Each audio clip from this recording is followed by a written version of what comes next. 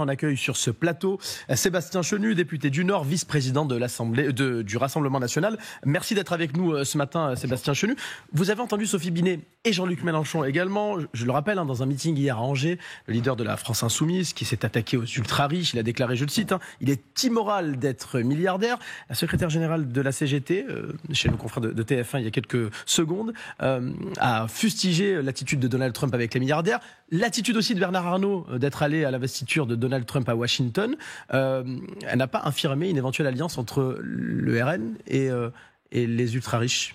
Et qu'est-ce que vous nous dites, vous, ce matin? Il y a une alliance ou pas entre vous et les plus riches de notre pays? Non, mais d'abord, moi, je ne mets pas de morale là où il n'y a pas besoin d'en mettre. Les leçons de morale de la gauche, surtout devenant M. Mélenchon, qui est quand même une sorte de bourgeois assis dans le système depuis toujours, je pense qu'il devrait se les garder. Moi, je suis pour qu'il y ait plus de gens riches dans notre pays par le travail, pas par la rente, par le travail. Donc nous, toutes nos dispositions, tout ce qu'on soutient, ce sont des dispositifs qui permettent aux Français de pouvoir monter leur niveau de vie grâce au travail. Vous les soutenez toujours, même s'ils veulent délocaliser pour certains?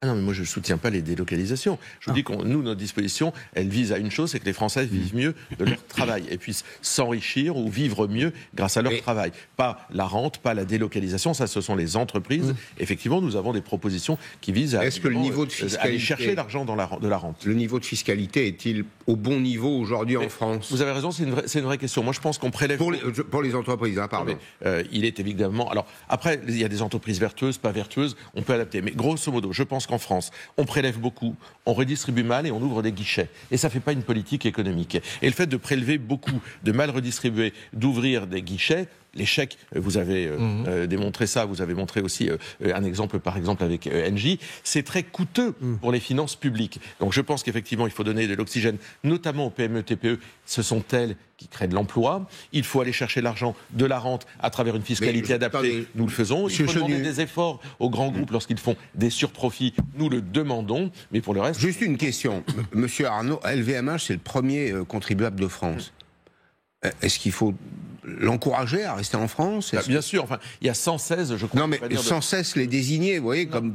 Mais non, mais moi je ne désigne pas de bouc émissaire. Il y a 116, je crois, sites de production LVMH dans notre pays. Oui. Derrière ça, c'est des ouvriers, des employés, des agents de maîtrise, des ingénieurs, des chercheurs. Bah, évidemment, il faut qu'ils restent ici. Enfin, qu'est-ce que c'est que cette idée? Ce sont des travailleurs français. Il faut les aider à conserver leur boulot. J'aimerais vous montrer une image ce matin, une image virale d'ailleurs, actuellement sur les réseaux sociaux, qui a été postée par un compte officiel de la France Insoumise, puis retirée derrière. On y voit votre leader, Marine Le Pen, aux côtés d'Olivier Faure, visage entremêlé. En arrière-plan, on voit le président de la République, Emmanuel Macron, et puis cette légende, les nouvelles alliances. Elle vous a gêné, cette affiche ?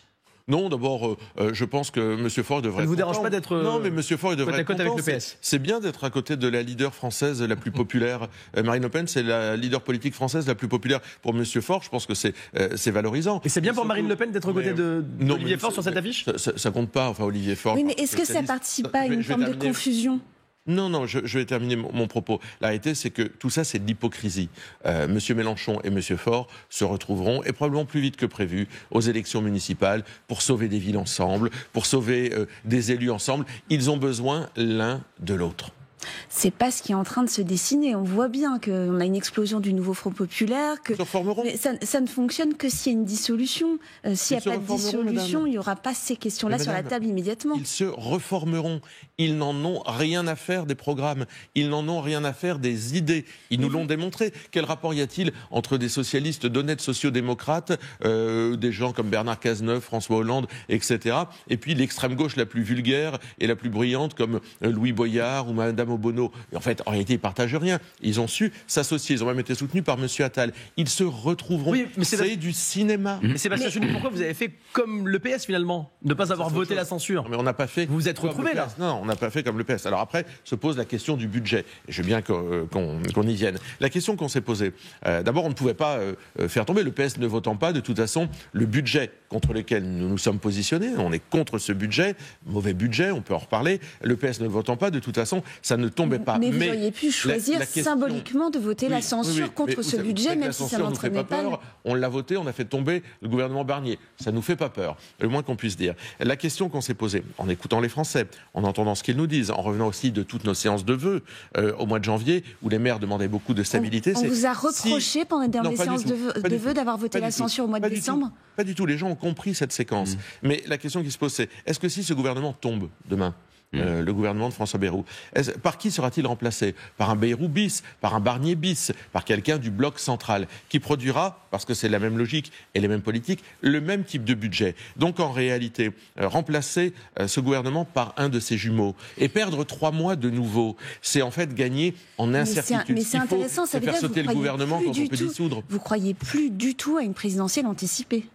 Ah, mais alors la présidentielle, c'est encore autre chose. Je vous dis simplement que, en fait, pour changer le cours des choses, le budget, il faut faire sauter un gouvernement quand on peut dissoudre. Oui, on est loin de la possibilité de la dissolution. Donc en fait, on n'aurait pas changé le cours des choses, on aurait tout simplement, il y aurait eu 3 mois d'incertitude supplémentaire, notamment pour les agriculteurs ou le milieu économique. Donc si j'entends bien, ça veut dire que vous ne censurez pas jusqu'au mois de juin et après tout est ouvert. Mais on est très libre, nous. On a montré qu'on était capable de censurer, on a montré qu'on était capable de ne pas censurer, et à chaque fois on se pose la question qui vaut, est-ce que ça apporte quelque chose de mieux dans la situation française ? On vous sent très confiant, Sébastien Chenu, avec l'idée de cette législative éventuelle au mois de juin. Vous pensez avoir la majorité si jamais il y avait de nouvelles élections législatives au mois de juin prochain ?